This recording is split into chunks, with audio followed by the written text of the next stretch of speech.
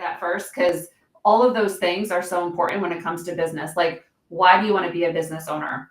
How much support do you have as a business owner? Do you understand systems, operations, offer, vision, finances? How often do you look at numbers and data, rather than just go on feeling? So there's so much more connection that goes into this than what I think we typically talk about.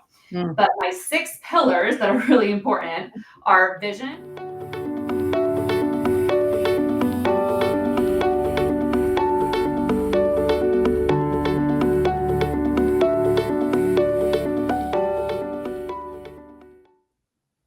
Hello, everyone, and welcome to another edition of RD's Thriving in Private Practice, where we share our collective wisdom and get inspired. I'm Catherine Dittman, and joining me today is Jennifer McGurk.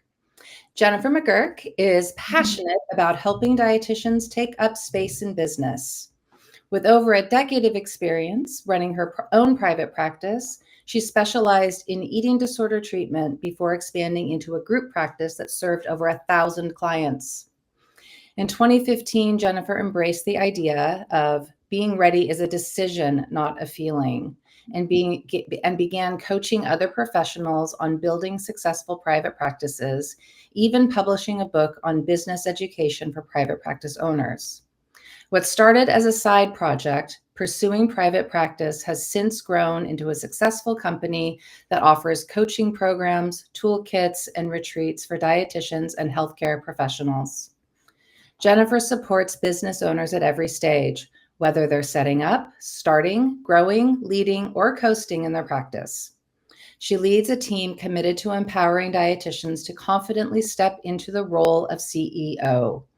As the host of the Pursuing Private Practice podcast, Jennifer shares the ups and downs of business growth, featuring guests who offer their own valuable insights and experiences. Welcome, Jennifer. Thank you. I'm so excited to be here. And Catherine, I'm just, like I said before we started this, I'm so in awe of you creating this group and having this space for other dietitians in private practice to go and learn and communicate and just evolve together. So thank you so much for your work. Well, thank you. Thanks so much for being here. And that means a lot to hear from you. I've been very heartened to have so much interest in people wanting to join in these interviews and people showing up and watching either live or replays. So thanks to everyone. Yeah, so let's start by hearing about your own journey as a dietitian, how you grew your initial private practice and what that was all like for you. Yes. So I knew back in the day, like when I was in college, that I wanted to do something in private practice. I always loved the counseling aspect of nutrition, even though I was very, also into the clinical aspect and everything. I just loved the therapeutic stuff that we learned about. So I took my first job in diabetes education in New York City.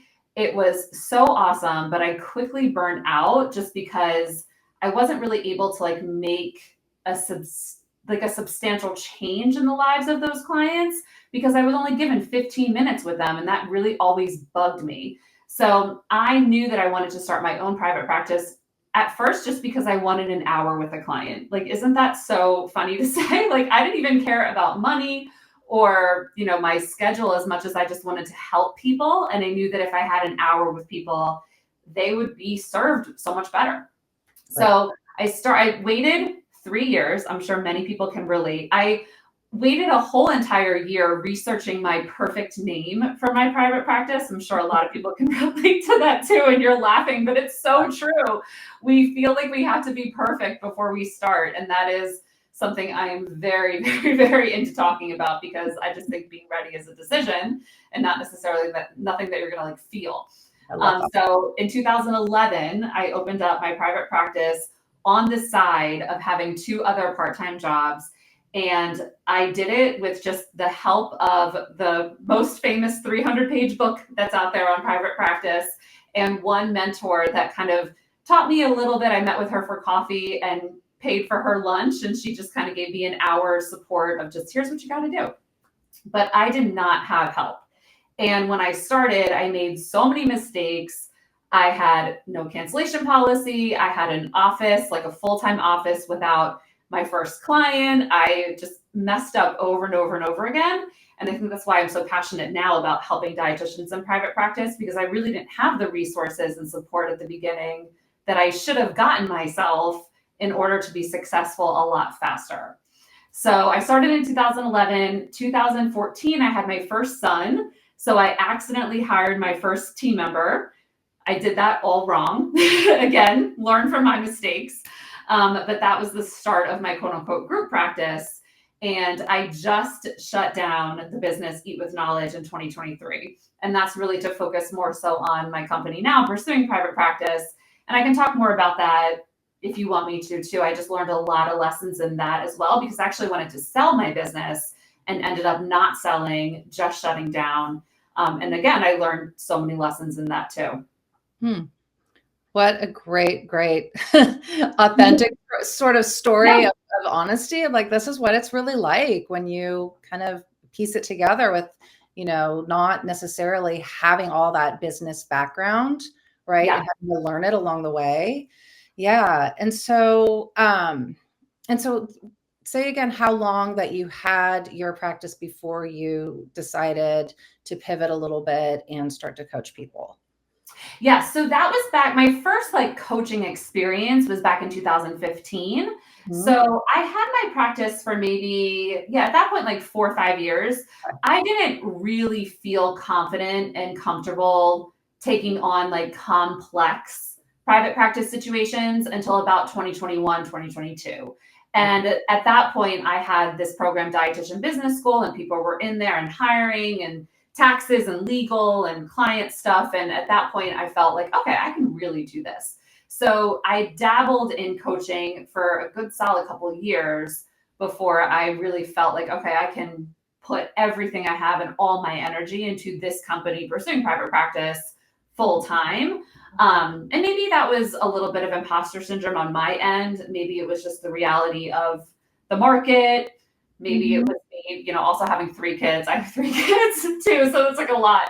But it was such a good learning experience having 2 businesses for about 7 years. And I'm also here to tell everyone very honestly, it's much easier having 1 business now rather than 2, because you're focusing on 2 different ideal clients. So here's what kind of gets me when we talk about business coaches. A lot of it is here's learning about sales. Here's learning about marketing. Here, get your website and your social media. Here's how you get clients, right? Yeah. But what is often missed is the actual business fundamentals of how to run a business and make sure that it's healthy.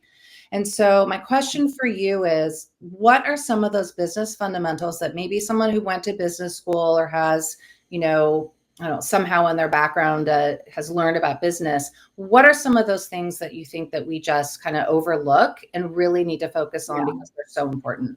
Okay. I actually have 6 pillars in run your business like a CEO that I can focus on.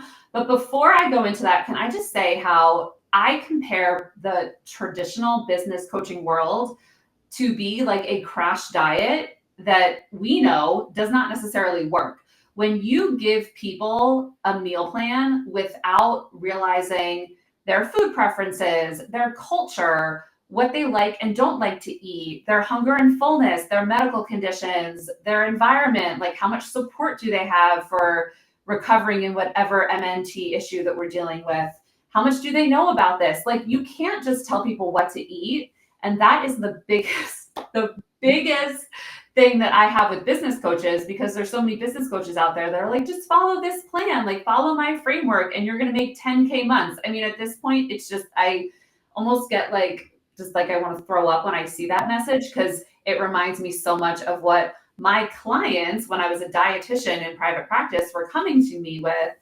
I tried this diet, it doesn't work. What's wrong with me? This is not working. I think that this is the solution. And I'm sitting here as a dietitian. There's so much more to this than just following a diet. Right. So I just want to say that first, because all of those things are so important when it comes to business. Why do you want to be a business owner? How much support do you have as a business owner? Do you understand systems, operations, offer, vision, finances? how often do you look at numbers and data, rather than just go on feeling? So there's so much more connection that goes into this than what I think we typically talk about. But my 6 pillars that are really important are vision, and that goes back to ethics and like values and why are you doing what you're doing? Offer, I'm a big fan of creating an offer that your market wants, but not only that, like how passionate are you about something? Is there a need? Like, do you have boundaries around that? That's so important. Finances, are you making enough money in business? Systems, operations, are you able to like run your business smoothly, or are you doing the same tasks over and over and over again, eating up so much of your time? Marketing, so matching your message to the actual marketing channels that you're doing. And then your CEO role. So to me, that doesn't necessarily mean that you have to have a team or you have to hire somebody to help you, but are you able to like have CEO time? Are you able to delegate, delete, delay when it's not right for you? Like I said before, I have 3 kids. Every single time I've had a maternity leave, I've wanted to do a whole lot more than what I was able to actually do. And life gets in the way sometimes. So are you able to actually coast, and are you able to accept that as part of your journey as a CEO? I think so those are the that I love to talk about. Great. That idea of letting ourselves coast reminds me a lot of when I've got, the kind of client that I often work with is a high achieving go-getter. They want to, they often have eating disorders. They mostly have eating disorders, or they're, they're exercising a lot. And then when I'm asking them, well, what do you do for rest and relaxation? They look at me like I'm nuts. Like, no, I'm not allowed to rest. I always have to be doing something. And when I don't, I feel guilty. So even in business, we have to have coast time where it's like, all right, I made this big push.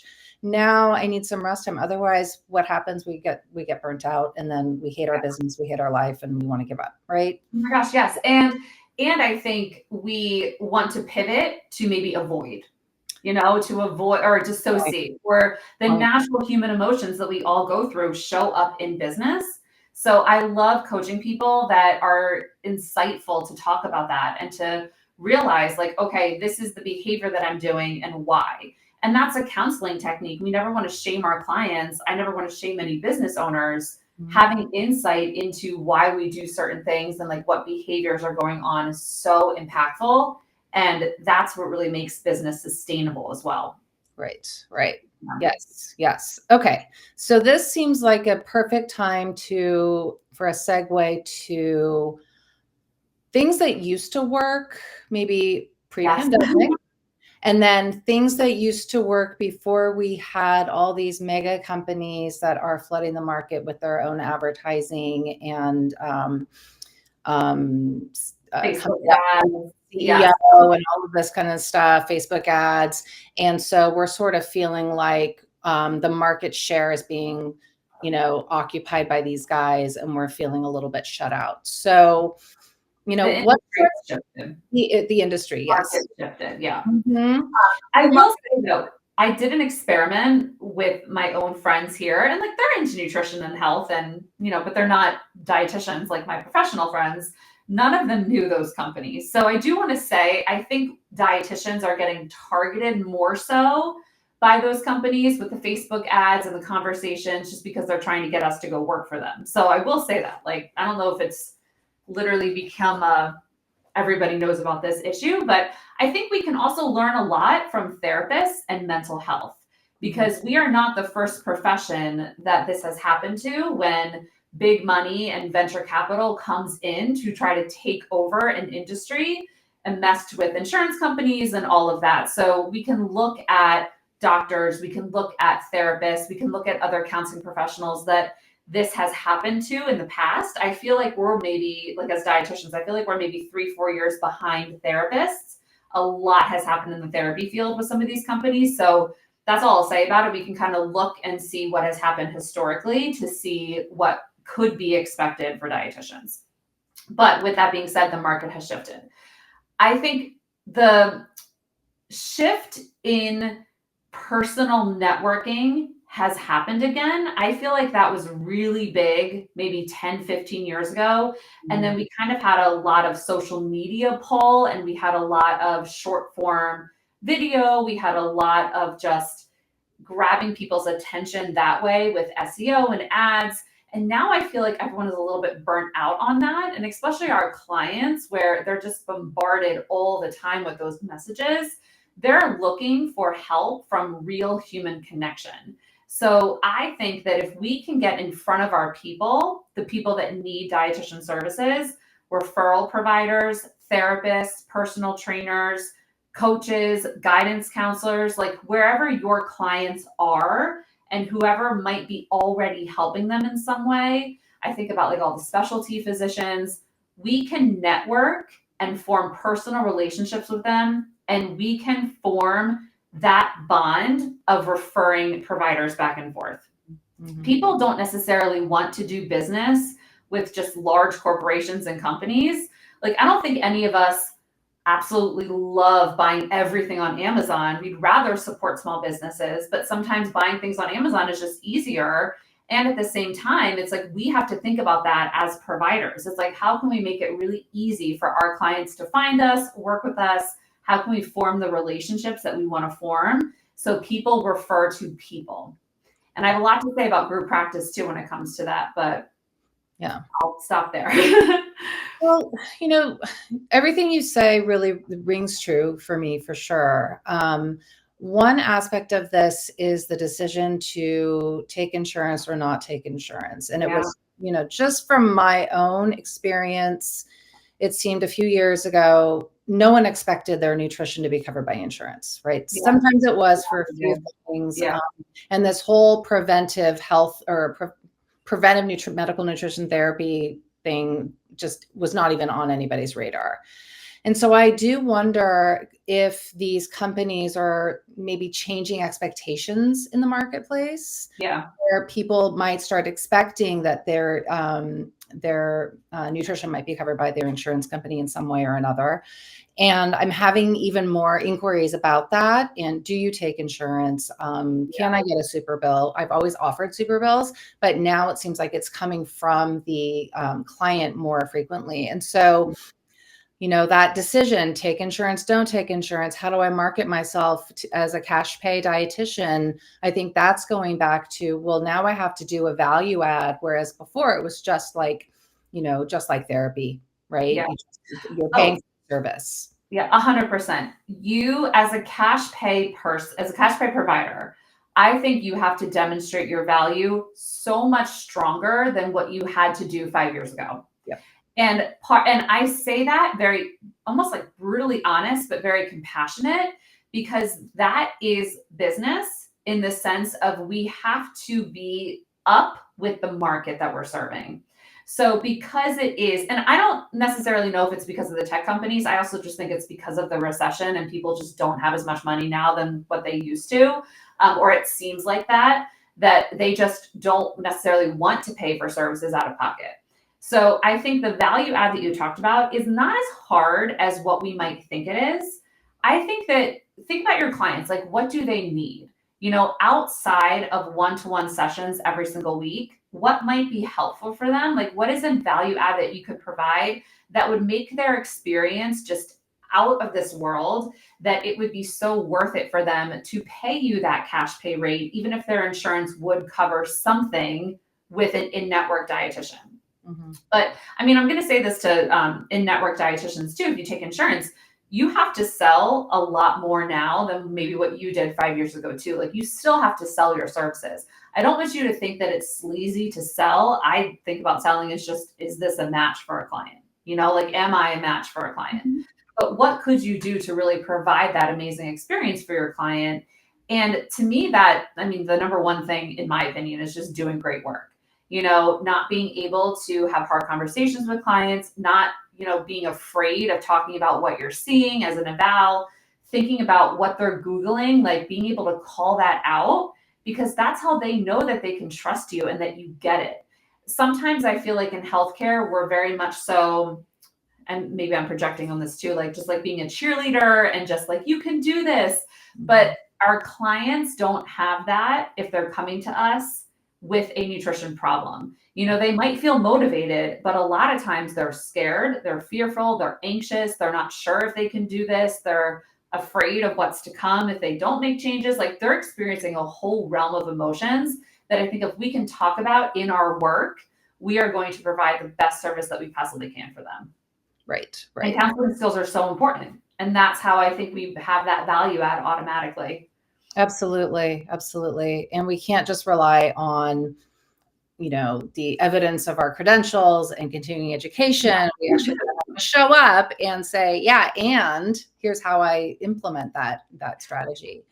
It's interesting. We had a previous guest on this show who was talking about some cash pay clients versus insurance clients, and noticing that the cash pay clients often will show up in a different way, or they seem more engaged, or, they might make more of a commitment.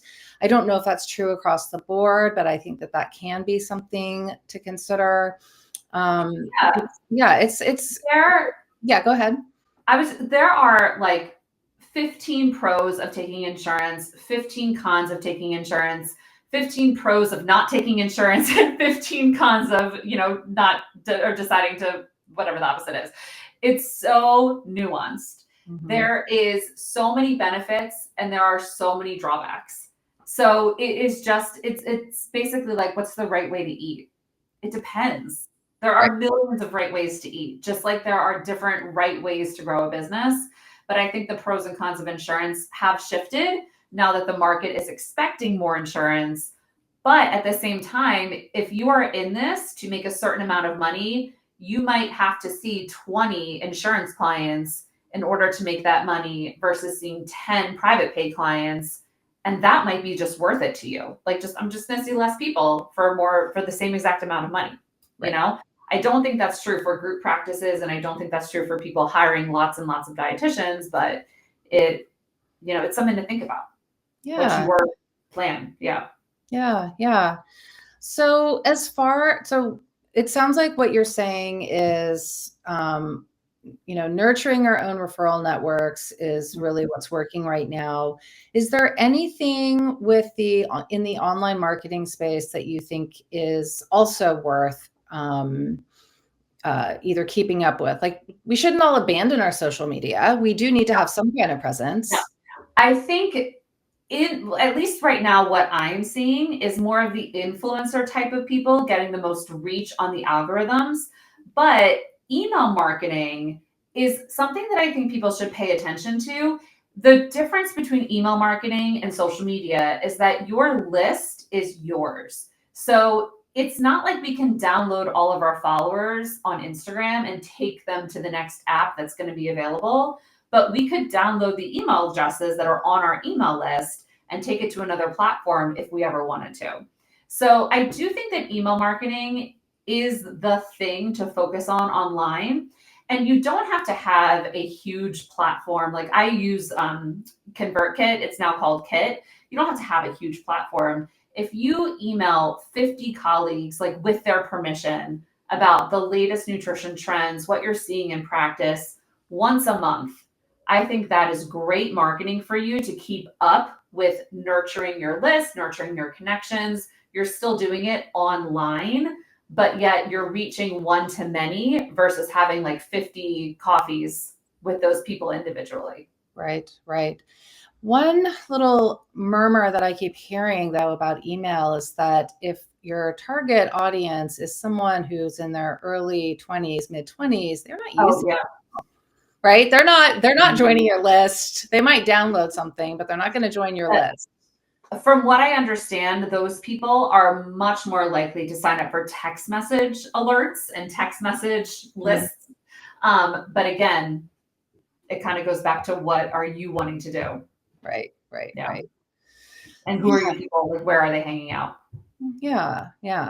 So let's talk about mistakes in practice and gambles taken that don't quite work out, and how do we, really real life examples of, like, I had this great idea. I vetted it. I thought it would work. And it turned out it didn't work. And I spent all this time, energy, and then what it means to be someone that can kind of roll with the punches, so to speak, and then also pivot and, get back on track. Yes, that is business. That is private practice. The biggest mistake that I have made in the past year is something that I actually talked about in your Facebook group. And I wrote a whole email about it to my list. A couple years ago, like PPP was doing really well. I had a huge program and I just got almost my ego, my Enneagram 3 just got way too big for my actual business model. And I had a goal to pivot away from dietitians, still serving dietitians, but I also wanted to serve a whole bunch of therapists, personal trainers. I even had some psychiatry people in my head that I really wanted in my programs. I had a lot of different types of private practice professionals that I wanted to serve with my offers at Pursuing Private Practice. I even changed the name of my program from Dietitian Business School to Business School, like to welcome those people in. And over the past year, it has really flopped. And I have been talking to way too many different types of people that I kind of feel, and I talked about this in my email, that I have left dietitians behind. And meanwhile, all these things that have happened in our field that we just talked about with some of the companies coming and changing the landscape. And we didn't touch about this, but like everyone seems to be talking about GLP-1s and like, are they helpful? Are they not helpful? Like these are the things that dietitians are really talking about and engaged in and communicating about. And I haven't been part of those conversations because I've been trying to not necessarily stick to just dietitians, but to talk about so many other people. It was the biggest mistake that I have made in my business. And I'm not afraid to admit it. I'm not afraid to get vulnerable. I'm not afraid to tell you that like I make mistakes too, but here I am putting one foot in front of the other, trying to go back and like correct my mistake, learn from what I have done and go forward, because that is business. That's all you can do as a business owner. And I'd rather take the risk of trying something that didn't work, because that's going to give me my next step than not trying at all. So my email was all about how I am back serving dietitians, going to talk about these topics. I'm going to talk about all of the things going on in our field. And I'm like really excited about it. I'm like excited to get back to that. Great. So if someone wanted to get a little bit more warmed up to you before taking one of your courses or like going all in, you have an email newsletter that people can sign up for. You've got a website, obviously. You've got your social media presence. Any other channels where they can find you? Podcasts, but I don't have any new episodes right now. It's coming back in January. So Okay. That's the only one you didn't mention, but the Pursuing Private Practice podcast, season 3 is coming back in January. So Okay. I had to take some time off just with recording, but I'm also so excited to get back to that too. Great. So they can start with a podcast, read some things on your website, social media. You have a private Facebook group, or is that only for people? No, only for people in my programs. Okay. Yeah. Great. And tell us a little bit about when the program might start again. And it's going to be only for dietitians now. So yes. I have gotten some people that have not been dietitians in the program, but it's few and far between, and they're okay. I've reached out, they're okay.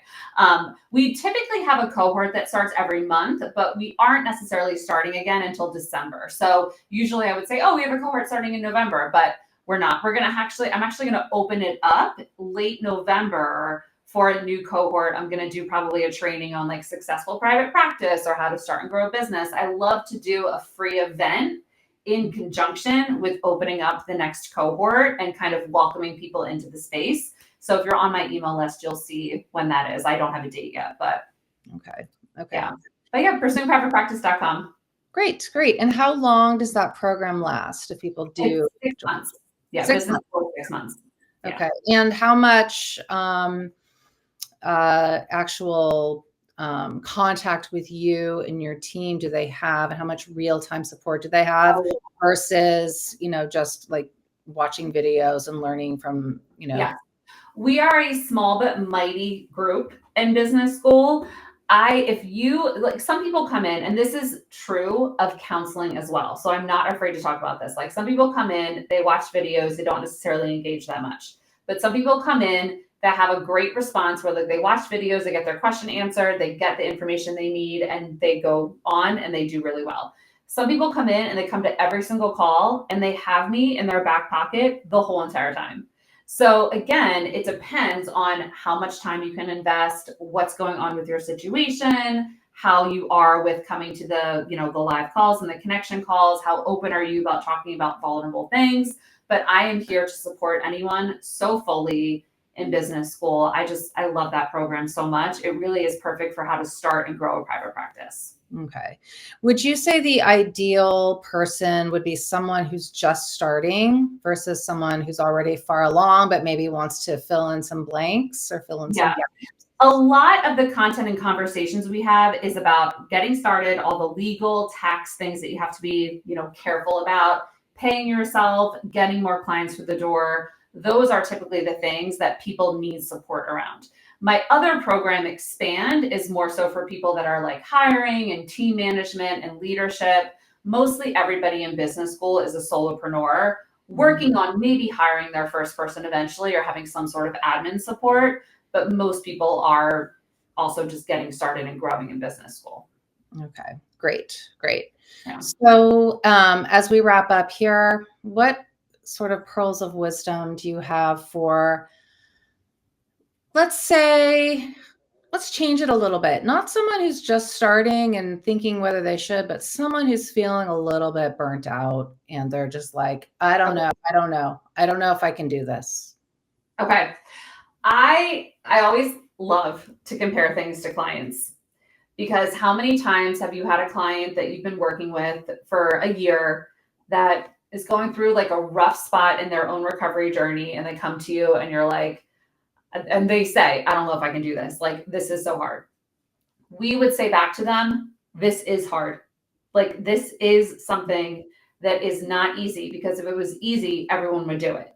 And we know that recovery is really a skill in building resilience. And that is really what I say to business owners as well. Like, building a business is a skill in resilience. So how you go forward next depends on you. What are the things you want to try to experiment with? What can you change? What can you not change right now? What are your values? What are the things that you really care about? And what are your goals in business? Just like with a client, we take those individual things and then we figure out what is your next step forward. Sometimes it's going to fail. Some will fail in quotes. Sometimes it's going to be successful. But taking that next step is really what my action step is for you. Like, how can we get you to take that next step? Great. And also too, some of this stuff that we're talking about with like jobs and, security and things like that, building a business is a skill that you get better at over time. Like, that's another thing that I think people don't talk about enough. The actual skill of building a business is not given to us. It's something that we have to go and learn how to do. So based on what has worked and not worked in the past, to that business owner that you're talking about, can you reflect on some of the challenges that you've gone through before and realize that you've done hard things? And this is just another period of time where you have to go through something that's also really hard. And then find your people, your business friends, your support system. Who are those people that you can really lean on, get vulnerable with, talk about things? Those people will also get you through some really hard times too. Very, very well said. Yes, you do not have to do this alone. And that is the original intention of this group, to be quite honest, is it can be lonely. And we think that we should be able to do this on our own, but that's literally not done. Even people that claim that, they did this on their own, didn't do that on their own. They had help somewhere along the way in some way, shape, or form. So yes. You're not alone, and we're all here to help each other. And if you'd like to reach out to Jennifer, we will put her contact information. You can rewind and find it yourself. It's Pursuing Private Practice. So it's easy to remember, right? Yeah. And so we'll end it here. And I want to thank anybody who joined us live and everybody who will watch the replay later. I think there's a lot of valuable insight here, and just some good reminders that practice is hard, but it's possible, and you can find a way to make it work for you. So thank you so much for being here. You're welcome, Catherine. I appreciate you. Thank you. I appreciate you. All right. Well, thanks everyone. Bye-bye. Bye.